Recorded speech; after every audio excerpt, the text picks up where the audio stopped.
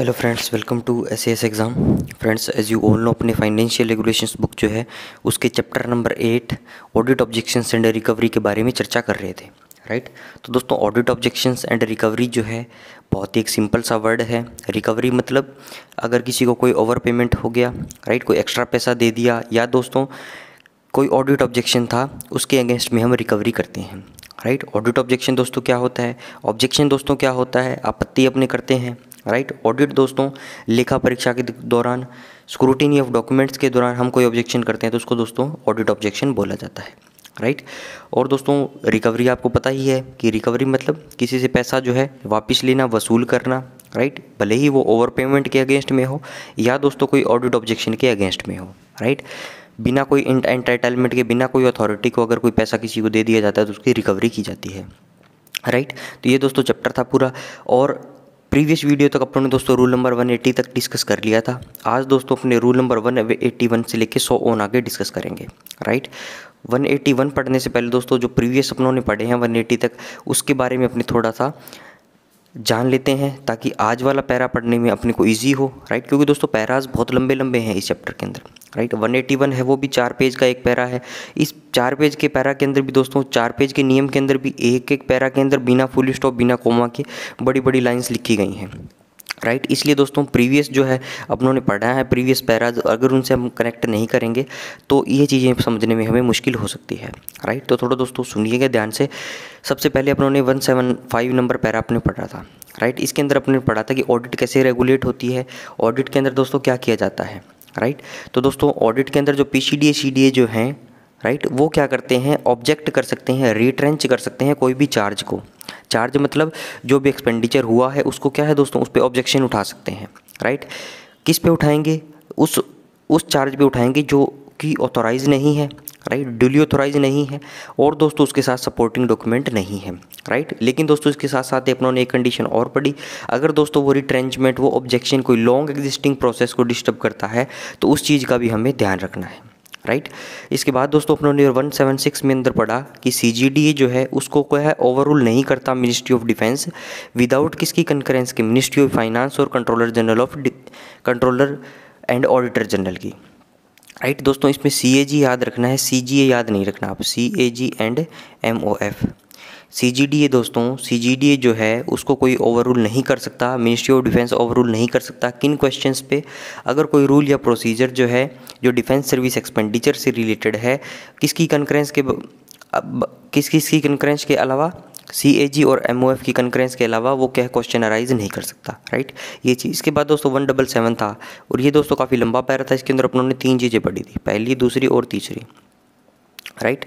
अब दोस्तों पहली, दूसरी और तीसरी चीज़ों के अंदर अपनों ने क्या बताया गया था कि भैया पहली के अंदर था जो अगर कोई ऑब्जेक्शंस है, राइट, कोई ऑडिट ऑब्जेक्शंस है और दोस्तों वो बहुत ही पैटी सम्स का है, राइट, तो हमें टाइम बचाना है, हमें ट्रबल बचानी है। यहाँ पे तो था दोस्तों पैटी सम्स से रिलेटेड और कोई ऑडिट ऑब्जेक्शंस है, उसके अंदर अपने को टाइम बचाना है, ट्रबल बचानी है। तो उस केस के अंदर मैं क्या है, कुछ अथॉरिटीज़ दे दी थी, राइट। टेबल के जरिए दोस्तों अपनों ने पढ़ा था, कुछ अथॉरिटी थी, उनको क्या पावर दे दी गई थी, इतनी इतनी अमाउंट का अगर कोई पैटी सम्स से रिलेटेड कोई ऑडिट ऑब्जेक्शन को वेव ऑफ करना है तो आप कर सकते हो, ठीक है। समझ में आई। 2 नंबर के अंदर दोस्तों बोल दिया था कि ऐसे दोस्तों ऑडिट ऑब्जेक्शन को वेव ऑफ करना है जहाँ पे जो है एक्सपेंडिचर तो जस्टिफाइएबल है, लेकिन दोस्तों एक्सपेंडिचर जो है is not exactly covered by the rules. उसके ऊपर दोस्तों आपके पास कोई रूल्स नहीं है, कोई दोस्तों अथॉरिटी इनसफिशिएंट है, या राइट, या दोस्तों कोई उसका फुल प्रूफ प्रोवाइडेड नहीं किया। इसके अंदर दोस्तों 3+3 की 2 कंडीशन पड़ी थी, राइट। तो और कुछ अथॉरिटी इसमें भी दे दी कि हाँ इस पावर तक क्या, इस मॉनेटरी लिमिट तक क्या ये अथॉरिटी वेव ऑफ कर सकती है, राइट।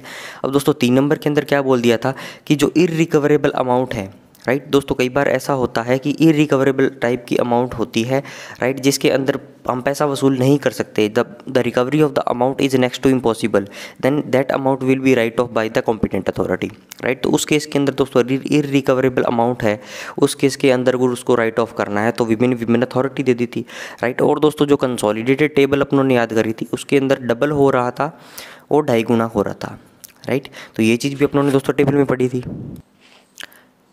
इसके बाद दोस्तों 179 नंबर पैरा भी अपनों ने पढ़ा, जिसके अंदर क्या था दोस्तों, ओवर पेमेंट की रिकवरी की बात थी, राइट। और ये प्रीवियस के एसएएस एग्जामिनेशन पूछा भी गया था दोस्तों। ओवर पेमेंट जब हो जाती है, जब हम उसकी रिकवरी करते हैं तो उसका क्या प्रोसीजर है, राइट। दोस्तों इसके अंदर मैंने आपको बताया था 179 के अंदर कि 12 मंथ्स का दोस्तों खेल है, राइट।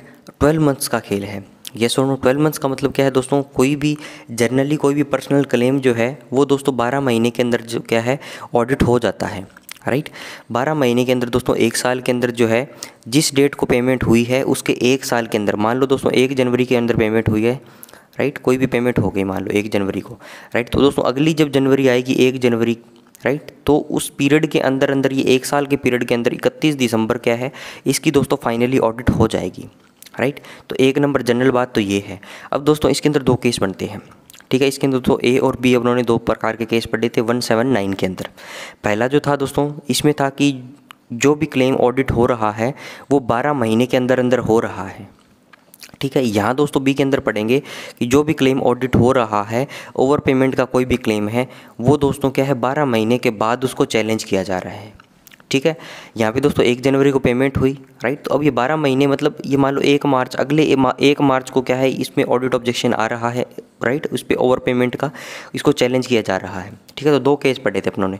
अब दोस्तों पहला जो केस था ए नंबर के अंदर कि भैया 12 महीने के अंदर आपको पता चल गया कि ओवर पेमेंट हो गई, राइट। तो उस केस के अंदर दोस्तों सबसे पहला स्टेप जो है, जो इंडिविजुअल जो है जिसके अगेंस्ट में दोस्तों जो क्लेम करना है, जिसके अगेंस्ट में दोस्तों जो ओवर पेमेंट हुई है उसको सबसे पहले बता दो, राइट। कि उसका फुली उसको इन्फॉर्म कर दो कि किस नेचर का उसका, राइट, क्लेम था, किस नेचर का दोस्तों उसको ओवर पेमेंट थी और किस मेथड से दोस्तों उसकी रिकवरी की जाएगी, राइट। अगर वो बंदा जो है वो इंडिविजुअल जो है वो कंसीडर ये करता है कि जो क्लेम उसके अगेंस्ट में किया जा रहा है कि तुझे ओवर पेमेंट हुई है, राइट, और दोस्तों उसकी रिकवरी होने वाली है, और दोस्तों उसको वो डिनाई कर देता है कि ऐसा नहीं है, मुझे जो मिली है अमाउंट वो ऑथोराइज है, राइट। तो वो क्या करता है दोस्तों, पीसीडीए सीडीओ को क्या है लिखता है, राइट, कि आप मेरी रिकवरी मत करवाइए, राइट, मैं अपील करना चाहता हूँ, राइट। तो दोस्तों फिर उसको क्या है अपील करने का भी प्रावधान है, यस और नो। अब दोस्तों पहले बोल दिया कि 12 महीने के अंदर अगर उसको पता चल गया मान लो ऑडिट ऑफिसर्स को कि हाँ ओवर पेमेंट हुई है, तो इंडिविजुअल को बता दिया, इंडिविजुअल ने दोस्तों या तो यस कर देगा या दोस्तों डिनाई कर देगा। डिनाई करता है तो वो दोस्तों अपील कर सकता है। अपील करने की भी दोस्तों दो मेथड हैं। एक तो हो गया 2 महीने के अंदर, मान लो उसको पता चला उस दिन से, या फिर 2 महीने के बाद। अगर दोस्तों 2 महीने के अंदर करता है तो उसमें दोस्तों वो ज़्यादा बेनिफिट रहता है, उसकी अपील कंसीडर करने के चांसेस बहुत ज़्यादा हैं, राइट। अगर दोस्तों वो अपील नहीं करता, राइट, तो उसकी अपील को क्या है दोस्तों नकारा भी जा सकता है, यस और नो। अब तो ये हुआ दोस्तों ए नंबर पूरा। अब बी नंबर के अंदर पढ़ा था कि अगर जो अमाउंट चैलेंज हो रही है, ओवर पेमेंट की अमाउंट चैलेंज हो रही है, वो 12 महीने से क्या है ज़्यादा, 12 महीने के बाद उसको, राइट। जनरली दोस्तों उसकी बिल ऑडिट जो है 1 साल के अंदर हो जानी चाहिए थी, लेकिन उसकी ऑडिट जो है बिल की जिसमें ओवर पेमेंट हुआ है वो 1 साल बाद उसकी ऑडिट हुई है और बाद में दोस्तों उसको चैलेंज हुआ है। तो उस केस के अंदर दोस्तों पीसीडीए सीडीए सबसे पहले क्या करेगा, कॉल करेगा इंडिविजुअल को, राइट। किसके द्वारा, किसके थ्रू, सीएफए के थ्रू, कॉम्पिटेंट फाइनेंशियल अथॉरिटी के थ्रू, राइट। तो उसको बताएगा पहले तो रीज़न कि हमने 1 साल के अंदर अंदर इसको होना था, हमने नहीं की, तो इसके क्या रीज़न थे, राइट। फिर उसके बाद दोस्तों इंडिविजुअल का रिप्लाई ले लिया जाएगा कि भाई इंडिविजुअल बताएगा कि ओवर पेमेंट है या नहीं है, राइट। तो उस केस के अंदर दोस्तों क्या है, इंडिविजुअल का रिप्लाई लेने के बाद क्या है, कॉम्पिटेंट अथॉरिटी जो है, competent financial authority sorry, CFA जो है वो डिसाइड करेगा कि अमाउंट को हम राइट ऑफ करें, क्योंकि दोस्तों 12 महीने के अंदर चैलेंज हो जाता तो क्या है जो ऑडिट ऑफिसर जो हैं वो ज़्यादा बेनिफिट में रहते हैं, उनकी दोस्तों पावर ज़्यादा रहती है वहाँ। लेकिन दोस्तों जब 12 महीने निकल जाते हैं, कोई ओवर पेमेंट हमें ध्यान में नहीं आती, तो फिर दोस्तों क्या है प्रिविलेज दिया जाता है इंडिविजुअल को, राइट, या दोस्तों सारी पावर जो है सीएफए के पास ट्रांसफ़र कर दी जाती है, यस और नो। तो इसके बाद दोस्तों सीएफए डिसाइड करेगा कि रिकवरी हमें करनी है या नहीं करनी। अगर दोस्तों रिकवरी करनी है तो ठीक है, नहीं करनी तो दोस्तों उसका जो सीएफए जो है उसको रेमिट करने के जो रीज़न है ओवर पेमेंट के वो सारे रिकॉर्ड करने पड़ेंगे, राइट। और दोस्तों ये सारी बातें जो है इंडिविजुअल को और पीसीडी को भी सीएफए जो है सारी बातें बताएगा, यस और नो। तो ये हुआ दोस्तों 179 का बी नंबर भाग पूरा। इसके बाद दोस्तों कुछ अपनों ने नोट पढ़े और इसके बाद दोस्तों रूल नंबर 180 के अंदर अपनों ने अपील्स के बारे में पढ़ा था। और दोस्तों अपील के अंदर भी यही बोल दिया कि जितना जल्दी हो सके दोस्तों अपील आपको करनी है, 2 महीने तक क्या है आप अपील कर दीजिए, राइट। जैसा 179 के अंदर अपनों ने पढ़ा था, यस और नो, तो अपील के अंदर भी वही सेम बातें दी गई थी, कुछ अथॉरिटी दे दी कि जिनको अपील करनी है, राइट। तो ये हुआ दोस्तों प्रीवियस वीडियो तक अपना रिवीजन, यस और नो। अब दोस्तों पढ़ते हैं अपने रूल नंबर 181 तक, जो कि है रेमिशन ऑफ डिसअलाउंस, राइट, अस्वीकृति की छूट। अब इसका मतलब क्या है दोस्तों, ये जो पिक्चर है चल रही थी, अब ये जो नया पैरा जो है ये प्रीवियस पिक्चर से ही दोस्तों रिलेटेड है, राइट। डिसअलाउंस का मतलब क्या होता है दोस्तों, कोई भी आपको अलाउंस देना था उसको डिस कर दिया, मतलब आपको नहीं मिल रहा है, या दोस्तों आप बोल सकते हो उसको रिकवरी आपकी हो रही है ओवर पेमेंट की, राइट। तो कुछ भी बात दोस्तों पे एंड अलाउंसेस से रिलेटेड कोई भी बात है और उस पर दोस्तों ऑब्जेक्शन रेज किया है ऑडिट ऑफिसर्स ने, PCDA CDA ने, ठीक है। तो मोटा मोटा मुद्दा ये है कि कोई भी पे एंड अलाउंसेस मिल रहा था उसको डिस अलाउंस कर दिया, किसने दोस्तों, ऑडिट ऑफिसर्स ने, PCDA CDA वालों ने, राइट। तो उस केस के अंदर दोस्तों जो रेमिशन ऑफ डिस अलाउंस जो पैरा है, इसके अंदर जो है आर्मी के साइड जो लोग हैं, राइट, उनकी जो दोस्तों सुपीरियर अथॉरिटी जो है उनको छूट मिल जाती है कि वो ऑडिट ऑफिसर्स को दोस्तों, ऑडिट ऑफिसर्स ने जो ऑब्जेक्शन रेज किया है उसके साथ उसको उस पर डिसअलाउंस करने को दोस्तों उसको छूट करने की, राइट, कि मतलब वो उस पर बहुत ज़्यादा एक्शन ना ले, या दोस्तों जिस इंडिविजुअल के खिलाफ ऑडिट ऑफिसर ने एक्शन लिया है उनकी तरफ से दोस्तों वो कुछ बोल सके या उसको कुछ छूट प्रदान कर सके, राइट। दोस्तों बेहतर समझ के लिए ये पैरा आपने पढ़ते हैं, फिर आपको और बेहतर समझ में आएगा।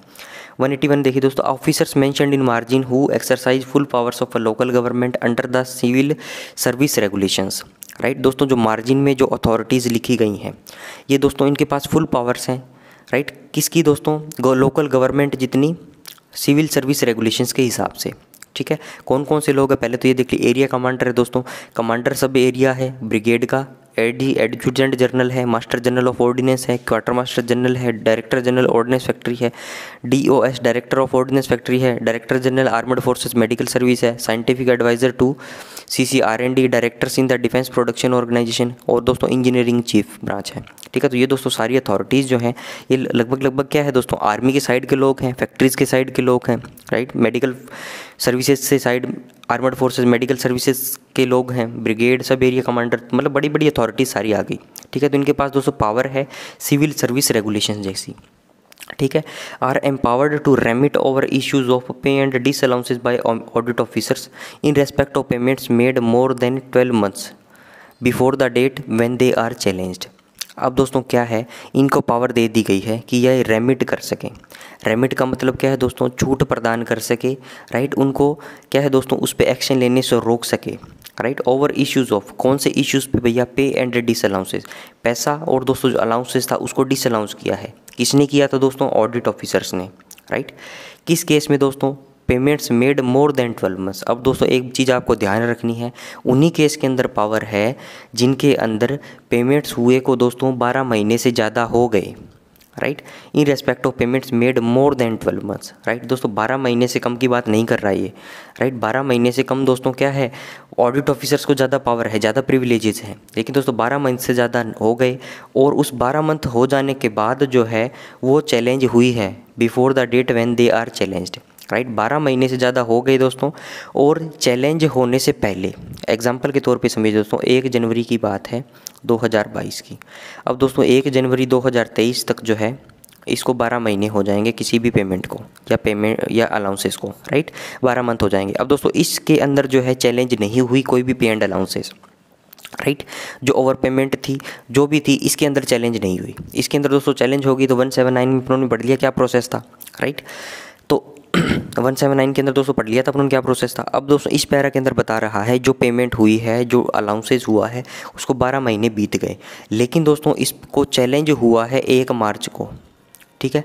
मान लिया 12 महीने से ज़्यादा चैलेंज हुआ है, लेकिन दोस्तों 1 जनवरी 23 से 1 मार्च के बीच में जो 3 महीने हैं इनके बीच में क्या है दोस्तों, इसके बीच में अगर कोई ऐसा इशू आता है, इनको पता लगता है, राइट, तो इंडिविजुअल कंसर्न को दोस्तों क्या है, ये अथॉरिटी जो हैं ये रेमिट कर सकती है उस इशू को, पे एंड अलाउंसेस को, राइट, जो 12 महीने से ज़्यादा हैं लेकिन पहले हैं जिस डेट को वो चैलेंज हुए हैं। 1 मार्च को दोस्तों चैलेंज हुआ है, राइट, और 1 जनवरी को 12 महीने पूरे हो गए, राइट। चैलेंज से पहले 1 साल के बाद का जो पीरियड है, इस पीरियड के बीच में इस पीरियड के बीच में दोस्तों इन अथॉरिटीज़ को क्या है, लोकल गवर्नमेंट दोस्तों जितनी सिविल सर्विसेज रेगुलेशंस दोस्तों सिविल सर्विस रेगुलेशंस जितनी क्या है पावर है कि ये रेमिट कर सकते हैं, छूट प्रदान कर सकते हैं कौन से इश्यूज़ को, पे एंड डिसअलाउंसेस को, जो कौन करता है, ऑडिट ऑफिसर्स, राइट।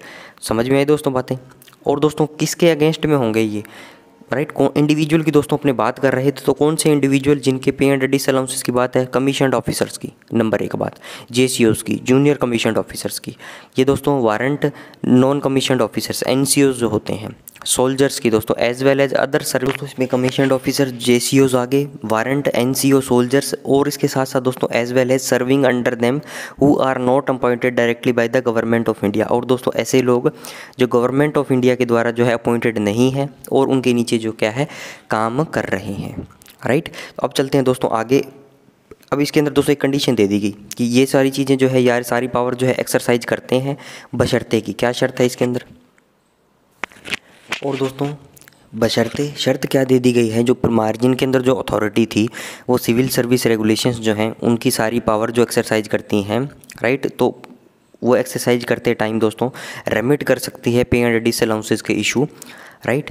लेकिन शर्त क्या है दोस्तों, शर्त ये दी गई, they consider the amount to have been drawn by the person concerned under a reasonable belief on his part that he was entitled to it. और दोस्तों क्या शर्त होनी चाहिए कि मान लो किसी इंडिविजुअल था, राइट, कोई जेसीओ था, राइट, उसने कोई भी अमाउंट जो है वो विड्रॉ करी है, वो ड्रॉ करी है, राइट, लेकिन दोस्तों क्या है, वो जो अमाउंट उसने विड्रॉ करी है उसमें उसका ये बिलीफ था कि वो अमाउंट के लिए वो बंदा एंटाइटलमेंट है, उसको एंटाइटल है, राइट, वो दोस्तों उसने जाने अनजाने में क्लेम कर दी, लेकिन दोस्तों वो क्या बंदा था, वो एंटाइटल था, right. The person concerned under a reasonable belief on his part that he was entitled to it, right, and that he has not displayed such a degree of negligence as to make equitable। और दोस्तों क्या है, उसने क्या है कोई भी degree of negligence कोई भी उसने दोस्तों नगण्यता नहीं दिखाई है, राइट, कोई भी उसने दोस्तों ऐसा काम नहीं किया है जिससे ऐसा लगे कि उसने जानबूझ के क्या है जिस चीज़ के लिए वो एंटाइटल नहीं था, राइट, वो चीज़ उसने ले ली, right, in spite of lapse of time to enforce recovery in whole or part, right. और दोस्तों क्या है वो कंसीडर करते हैं, they consider to enforce recovery in whole or part, right, recovery करने से पहले दोस्तों उसको एनफोर्स करने से पहले पूरी या आधा, राइट, ये सारी चीज़ों का क्या है ध्यान रखा जाता है, यस और नो। सेकंड देखिए दोस्तों, GOC in chief, the chief of naval staff, flag officer commanding in chief, flag officer commanding fleet and the chief of air staff exercise the same powers as the officers mentioned in the preceding paragraph. जो officer दोस्तों margin में दिए गए थे ये लोग भी क्या है सेम पावर्स को क्या है एक्सरसाइज करते हैं, right, in regard to all over issues of pay and disallowances, payment और डिसअलाउंसेस से रिलेटेड इशू हो बाय द ऑडिट ऑफिसर। ये दोस्तों पे एंड डिसअलाउंसेस करता कौन है, audit officer, so far as they affect payments made more than 12 months before the date when they are challenged. Same बात बोल दी, 12 महीने से ज़्यादा, और दोस्तों जिस डेट को चैलेंज हुआ है, जिस डेट को चैलेंज होना था उससे पहले, राइट, चैलेंज होने के बाद दोस्तों क्या है इनके हाथ से भी क्या है मामला निकल जाता है, यस और नो।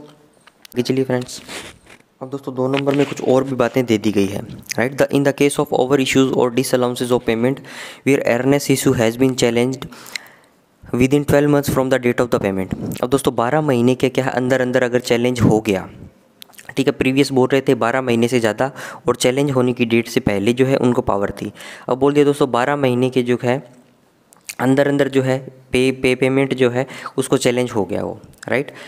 तो उस केस के अंदर दोस्तों GOC in chief, chief of naval staff, flag officer commanding in chief, flag officer commanding fleet, the chief of air staff have the same powers to sanction remission on the conditions given below, right. तो इस case के अंदर भी दोस्तों इन लोगों को क्या है जो बड़ी अथॉरिटी है उनको क्या है पावर है किस चीज़ की, रेमिशन की, छूट प्रदान करने की, राइट।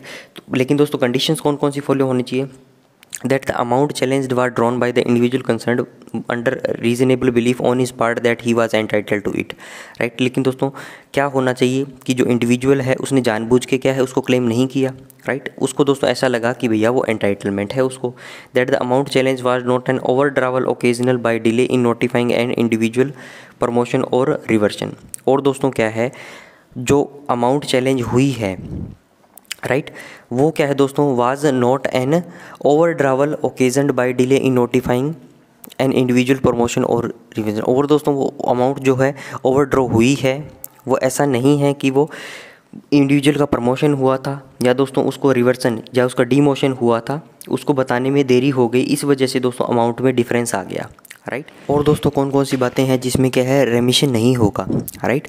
तो तीसरा है दोस्तों that the overdrawal does not evidence some defect in system which should receive the notice of the government of India. दोस्तों गवर्नमेंट ऑफ इंडिया का अगर उसमें कोई हाथ होगा, राइट, कोई दोस्तों सिस्टम के अंदर ऐसी कोई बात है, कोई ओवरड्रॉवल जो हुआ है जिसके अंदर गवर्नमेंट ऑफ इंडिया की दोस्तों सैंक्शन चाहिए, right, we should receive the notice of the government of India, तो ऐसे केसेस के अंदर भी क्या है वो रेमिट नहीं करेंगे, राइट। 4 नंबर है दोस्तों that the overdrawal has not had the effect of raising an individual emoluments beyond ₹12,000 per annum or of increasing those emoluments if they are already in excess of this limit. और दोस्तों 12,000 रुपये तक की क्या cap लगा दी। अगर दोस्तों ओवरड्रॉवल जो है वो 12,000 रुपये से ज़्यादा होता है, राइट, पर एनम, तो उस केस के अंदर भी क्या है वो दोस्तों रेमिट नहीं करेंगे। ऐसे case involve other expenditure which under any specific rule required the approval of the government of India. या दोस्तों कोई ऐसी चीज़, कोई ऐसा एक्सपेंडिचर जिससे गवर्नमेंट ऑफ इंडिया की क्या है सैंक्शन रिक्वायरमेंट है, तो उस केस के अंदर भी क्या है वो दोस्तों रेमिट नहीं करेंगे, right. The audit officer should bring to the notice of the government of India cases in which he thinks the intention of the rule is being misapplied. अगर दोस्तों ऐसी करते हैं वो बातें, राइट, 12 मंथ के अंदर ही दोस्तों चैलेंज हो रही है, तो उनको भी दोस्तों रेमिशन का अधिकार उनको दे दिया मान लो अथॉरिटीज़ को, राइट। तो अगर दोस्तों ऑडिट ऑफिसर को ऐसा लगता है भैया जेन्युइन कारण है तो ठीक है, ये कंडीशंस फॉलो हो रही है तो ठीक है, लेकिन दोस्तों ऑडिट ऑफिसर को ऐसा लगता है कि ये जो रूल है में मिस अप्लाइड हो रहा है कहीं पे, तो ये दोस्तों गवर्नमेंट ऑफ इंडिया के नोटिस में डाल सकते हैं इसको, राइट। अगला देखिए दोस्तों the military limits up to which the army air force authorities mentioned in this rule can exercise these powers are subject to those prescribed for losses of public money laid down इन।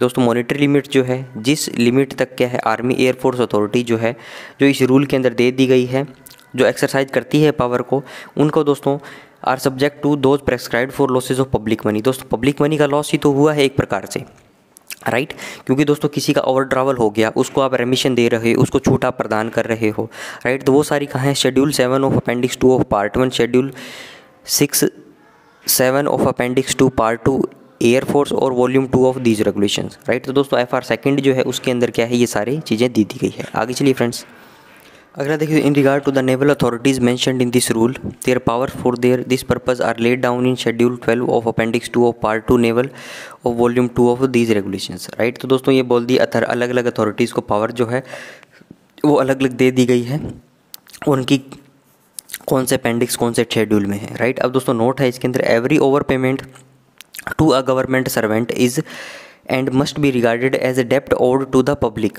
अब दोस्तों कोई भी ओवरमेंट payment हो जाती है कोई भी government servant को, राइट, वो दोस्तों उसको क्या बोला जाता है, must be regarded as a डेप्ट ओड टू द पब्लिक। वो दोस्तों एक प्रकार से कर्ज माना जाता है कि पब्लिक से कर्ज ले लिया, राइट, क्योंकि दोस्तों पब्लिक मनी का ही तो अल्टीमेटली क्या है दोस्तों सभी जगह रोटेशन हो रहा है, राइट। तो उसको क्या है दोस्तों एक प्रकार से डेप्ट माना जाता है ओड टू द पब्लिक के द्वारा, राइट। पब्लिक का एक क्या है कर्ज है उस इंडिविजुअल पे, गवर्नमेंट सर्वेंट पे, and all possible action should be taken to recover it with dispatch, right. और दोस्तों सारे पॉसिबल प्रयास करे जाते हैं कि सारी उसकी रिकवरी जो है इंडिविजुअल से क्या कर ली जाए, right. The power to waive the recovery of over payments made to government servant should not be exercise simply on the ground that over payment was made in good faith. दोस्तों जो power है wave of करने की, recovery की, जो अभी तक अपने पढ़ रहे हैं दोस्तों, अल्टीमेटली सारी पावर्स ही हैं, ठीक है, कि वेव ऑफ करने की कौन सी पावर किसके पास है, कौन कौन सी अथॉरिटी है, आर्मी साइड की लोग हैं, PCDA CDA के पावर के लोग हैं, ठीक है। तो दोस्तों अगर कोई रिकवरी को वेव ऑफ करता है, कोई ओवर पेमेंट की रिकवरी को वेव ऑफ करता है, made to government servant should not be exercise simply, वो दोस्तों ऐसे सिंपली आपको एक्सरसाइज नहीं करनी है।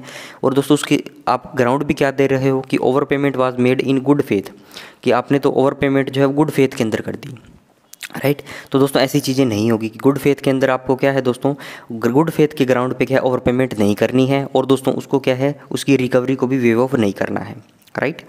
That recovery would cause hardship. और या दोस्तों आप ये बोल दो कि भैया ग्राउंड पे, उस ग्राउंड पे बोल दो कि या तो ये गुड फेथ में कर दी, या दोस्तों आप ऐसे बोल दो कि रिकवरी जो है उसको करने में हार्डशिप आ रही है, तो ऐसा भी आपको नहीं बोलना। रिकवरी दोस्तों मैक्सिमम पॉसिबल चांसेस में आपको करनी ही है। Whenever it is necessary to waive an over payment it should be ensured that there is fullest justification for such waiver. और दोस्तों अगर ऐसी ओवर पेमेंट को वेव ऑफ करना है तो आपको ध्यान रखना है कि फुल जस्टिफिकेशन उस ट्रांजेक्शन के अंदर हुआ है, राइट। और गवर्नमेंट का दोस्तों बेनिफिट जो है वो मैक्सिमम आपने किया है, यस और नो। तो ये हुआ दोस्तों नोट कंप्लीट। आगे चलिए, अगला है दोस्तों 5 नंबर पैरा। 5 के बाद दोस्तों 6, 7 और इसके बाद कुछ नोट दिए गए हैं। उसके बाद दोस्तों 182 नंबर पैरा है एडजस्टमेंट ऑफ क्लेम्स, राइट। तो ये अपने दोस्तों नेक्स्ट वीडियो के अंदर डिस्कस करेंगे। 5 नंबर भी नेक्स्ट वीडियो के अंदर डिस्कस करेंगे। वीडियो को दोस्तों लाइक करें, कमेंट दोस्तों जरूर से करिएगा। Thanks for watching, have a nice day.